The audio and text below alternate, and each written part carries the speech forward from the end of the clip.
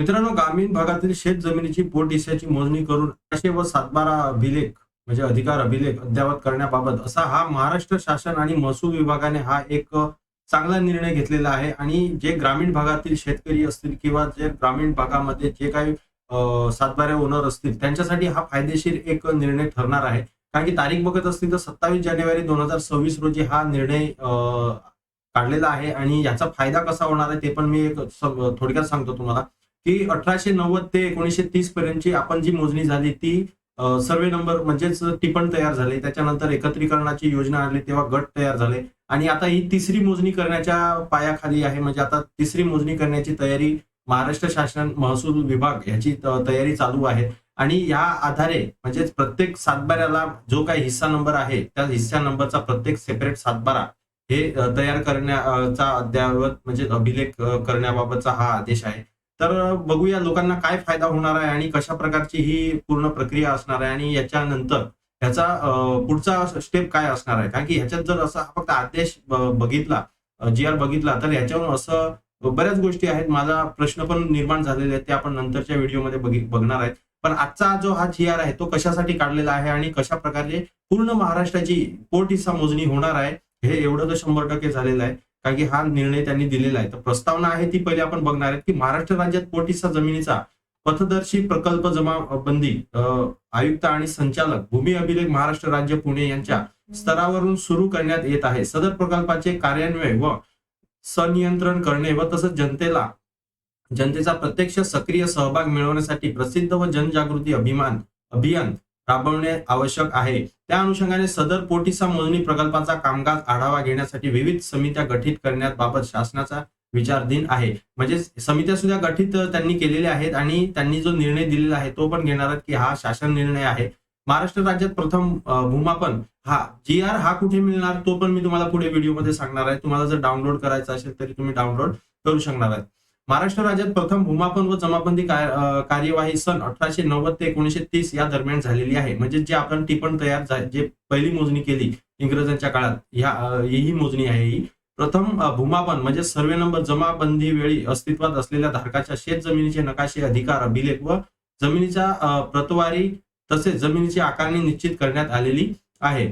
मूळ जमाबंदी वेळी राज्यात 19,50,21,213 भूमापन नकाशे व तेवढेच सातबारे अधिकार अभिलेख तयार करण्यात आले होते. एवढे टिपण तयार करण्यात आलेले. प्रत्येक टिपणला वेगळा नंबर होता आणि प्रत्येक गावामध्ये बरेच टिपण होते आणि प्रत्येक राज्यामध्ये बरीच गावं होती. म्हणजे अशा प्रकारचा हा सर्वे केलेला आणि हा पूर्ण महाराष्ट्राचा आकडा आहे. 50,21,213 असे हे टिपण तयार करण्यात आलेले आणि त्यानुसार सातबारे तयार म्हणजे पहिले सातबारे. जमीन एकत्रीकरणाच्या योजनेच्या दरम्यान मूळ जमाबंदी वेळी तयार करण्यात आलेला अधिकार अभिलेख नव्याने तयार केलेला पोट हिस्सा धारकाच्या जमिनीच्या पोट हिस्साची मोजणी करून नकाशा अद्ययावत करण्यात आला आहे. त्या अनुषंगाने एकत्रीकरण योजनेमध्ये राज्यात एकूण आता हा आकडा करोडोचा आहे एवढे भूभाग तयार झाले आहेत. भूभाग म्हणजेच हे पोट हिस्से आहेत एवढं लक्षात ठेवा. पहिले आकडा इतकाच होता, आता हा 1,40,78,965 एवढे हे हिस्से तयार झालेले आहेत. तेवढे सातबारे सुद्धा तयार झालेले आहेत. म्हणजेच अधिकार अभिलेख तयार झालेले आहेत, अद्ययावत करण्यात आले आहेत. त्याच्यानंतर बघूया की राज्यात सन 1992 पासून माहे डिसेंबर 2024 पर्यंत म्हणजे 24 पर्यंत जो हक्काने किंवा वारसाने वाटणीने हक्कसोड पत्राने किंवा हस्तांतरण या कारणामुळे नव्याने सातबारे अभिलेख तयार झालेले आहेत. पोट हिस्साची संख्या आता 2,12,76,499 एवढी आहे. म्हणजे आता जर बघितलं तर एवढी ही संख्या सातबाऱ्याची आहे आणि तेवढे नकाशे व्हायला पाहिजे.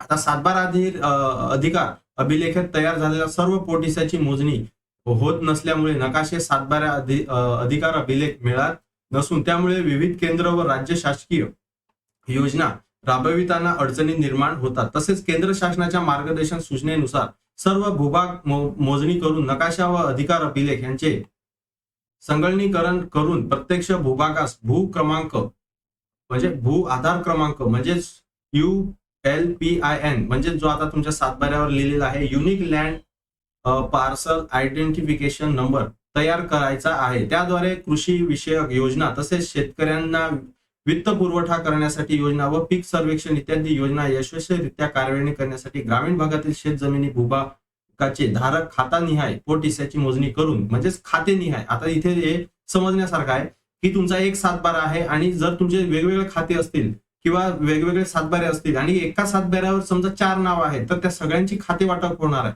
सगळ्यांचे वेगळे सातबारे होणार आहेत, सगळ्यांचे वेगळे हिस्से तिथे पडणार आहेत. म्हणजे पोटहिस्सा भूभागाची सीमा व क्षेत्र निश्चित करून त्याद्वारे अधिकार अभिलेख व नकाशे तंतोतंत मेळात ठेवणे आवश्यक आहे. पोटहिस्सा मोजणीची पथदर्शी प्रकल्प जमाबंदी आयुक्त आणि संचालक भूमी अभिलेख महाराष्ट्र राज्य पुणे यांच्या स्तरावरून सुरू करण्यात येत आहे. म्हणजे ही जी सुरू होत आहे तो कुठून होत आहे? पुणेवरून सुरू होत आहे. आता प्रकल्पाची जी उद्दिष्टे आहेत ती थोडक्यात सांगतो मी.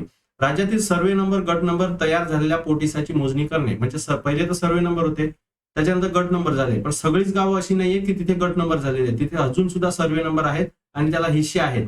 बऱ्याच ठिकाणी सातबाऱ्यावर हिस्से पडलेले आहेत पण नकाशावर हिस्से पडलेले नाहीयेत. त्यासाठीच ही योजना आता म्हणजेच राबवली जाणार आहे आणि सगळेच हिश्श्याप्रमाणे नकाशे तयार करण्यात येणार आहेत. अधिकार अभिलेख, सातबारा व नकाशा अद्ययावत करून मेळात आणणे. म्हणजेच अधिकार अभिलेख, सातबारा आणि नकाशा हा मेळात आणण्यासाठी ही आता काम करणार आहे भूमी अभिलेख, महसूल विभाग आणि महाराष्ट्र शासन. प्रत्येक भूभागास भू आधार क्रमांक ULPN नंबर म्हणजेच तिथे दिला जाणार आहे. प्रकल्पाचे जे फायदे आहेत, आता हा जो प्रकल्प राबवण्यात येणार आहे त्याचे फायदे लोकांना काय होणार आहेत? सातबारानुसार धारक निहाय स्वतंत्र पोटहिस्सा भूभाग नकाशा उपलब्ध होतील. आता तुम्ही बघितलं तर महाराष्ट्रामध्ये 40% असे लोक आहेत की त्यांच्याजवळ हिश्श्याचा सातबारा आहे, त्याचप्रमाणे हिश्श्याचा नकाशा सुद्धा आहे. पण जर तुम्ही बघितलं 60% लोक अशी आहेत की त्यांचा सामूहिक सातबारा आहे, त्यांनी कधी पोटहिस्सा मोजणी केलेलीच नाहीये, त्यामुळे त्यांचा सामूहिक सातबारा राहून गेलेला आहे आणि त्यांचं अजून क्षेत्र म्हणजे वहिवाटी जसं आहे त्याचप्रमाणे आहे, पण नकाशावर कुठेच त्याचा उल्लेख नाहीये. म्हणजेच पुढचा जो व्यवहार त्यांना काय करायचा असतो किंवा कोणताही प्रकारे तिथे जे हिस्सेदार असतात ते त्यांना अडचणी देतात, त्यामुळे त्यांची कामं रखडली जातात. शासनाने हा जो प्रकल्प आणलेला आहे तो माझ्या मते तरी एकदम चांगला आहे आणि लोकांना फायदे देण्यासारखा आहे. धारकाचे क्षेत्र व हद्दीविषयी वाद कमी होण्यास मदत होईल. 100% वाद इथे कमी होतील, कारण की एकदा जर पोटहिस्साचे नकाशे तयार झाले तर भविष्यात जे काय वाद निर्माण होतात की वहिवाटीवरून असतील किंवा क्षेत्रावरून असतील, हे इथे नक्कीच कमी होणार आहेत. अधिकार अभिलेख, सातबारा व नकाशा तंतोतंत मेळात ठेवणे शक्य होईल. बरोबर आहे, सगळं सातबारा आणि नकाशे हे तंतोतंत म्हणजे सातबारा एवढे क्षेत्र नकाशावर आहे की नाही किंवा एखाद्याच्या वहिवाटीत आहे की नाही हे सगळं त्यांना शक्य होणार आहे. भूभाग नकाशे व अधिकार अभिलेख यांचे संगणकीकरण करता येणार आहे. शेतकरी विविध बँका किंवा पीक विमा कंपनी नुकसान भरपाई निश्चित करण्यासाठी अद्ययावत डाटाबेस उपलब्ध होईल. काही कसं आहे, सामूहिक सातबारा असल्यामुळे जर पीक विमा जरी तुम्हाला काढायचा असेल तरी तो सामूहिक सातबारा असल्या कारणाने पर्टिक्युलर तुमच्या सातबाऱ्यावर तो नोंद म्हणजे होत नाही की सगळ्यांच्या मिळून तो सातबारा आहे, म्हणून ते सगळ्यांनी मिळून पीक पाहणी लागते आणि त्याच्यानंतर जर काय योजना येत असेल किंवा जर विमा पास होत असेल तर ते सगळ्यांनी मिळून होतो. तर आता जर सेपरेट सातबारा होत असेल तर नक्कीच शेतकऱ्यांना सुद्धा ही मदत होणार आहे. खरेदी पूर्व मोजणी प्रक्रियेची कार्यवाही करण्यासाठी अचूक डिटेल डाटाबेस तयार होईल. आणि सगळ्यात मेन इम्पॉर्टंट हा प्रश्न आहे जो त्यांनी दिलेला आहे की फायदा 6वा की खरेदी पूर्व मोजणीसाठी, म्हणजे जेव्हा आपण एखादा व्यक्ती खरेदी करतो तेव्हा जी सामूहिक गोळा नंबर असतो किंवा सामूहिक सातबारा असतो तिथे जेव्हा त्यांना प्रॉब्लेम येतो की नक्की चतुर्सीमा याच्या कशा आहेत किंवा एखादा माणूस आहे त्याची जमीन नेमकी कुठे आहे हे कधीच डिसाईड होत नाही, त्यामुळे कोर्टात जावं लागतं, कोर्ट कमिशन मोजण्या आणाव्या लागतात, कोर्ट वाटप करावं लागतं. तर असं जर आताच झालं तर पुढे जाऊन याचा नक्कीच तुम्हाला फायदा होणार आहे. आता हा GR आहे तो तुम्हाला टेलिग्रामच्या डिस्क्रिप्शन मध्ये तुम्हाला मिळणार आहे. टेलिग्रामची लिंक ही डिस्क्रिप्शन दिलेली आहे. टेलिग्राम तुम्ही डिस्क्रिप्शन मध्ये जा, टेलिग्रामवर तुम्ही क्लिक करा, डायरेक्ट भूमी ज्ञान चॅनल ओपन होईल. तिथे तुम्ही पिन केलेली ही लिंक असणार आहे. जरी तुम्ही 2 महिन्यानंतर हा व्हिडिओ बघत असतील तर आजची जी डेट आहे त्याची 1-2 दिवसाच्या याच्यात तुम्ही सर्च स्क्रोल करून बघा, तिथे तुम्हाला हा GR मिळून जाणार आहे. तर अशा प्रकारची ही माहिती होती. आता मी तुमच्याजवळ मी विचारतोय की तुम्हाला ही जी आता प्रकल्प राबवला जाणार आहे ही तिसरी मोजणी आहे. पहिली झाली सर्वे नंबर, दुसरी झाली गट नंबर, आता ही होणार आहे ती हिस्सा नंबर. बरोबर आहे. त्याप्रमाणे जर तुम्हाला याच्यामध्ये काही जर तुम्हाला असं वाटत असेल की आमचा असा प्रश्न आहे की आमचा असा प्रॉब्लेम आहे तर नक्कीच कॉमेंटमध्ये लिहा. नक्कीच आपण त्याच्यावर सुद्धा बघूया काहीतरी सोल्युशन कार्ड कसं निघतं ते सुद्धा आपण त्याची चर्चा करूया. तर चला मित्रांनो, व्हिडिओ बघितल्याबद्दल धन्यवाद. पुढच्या व्हिडिओमध्ये भेटूया. जय हिंद, जय महाराष्ट्र.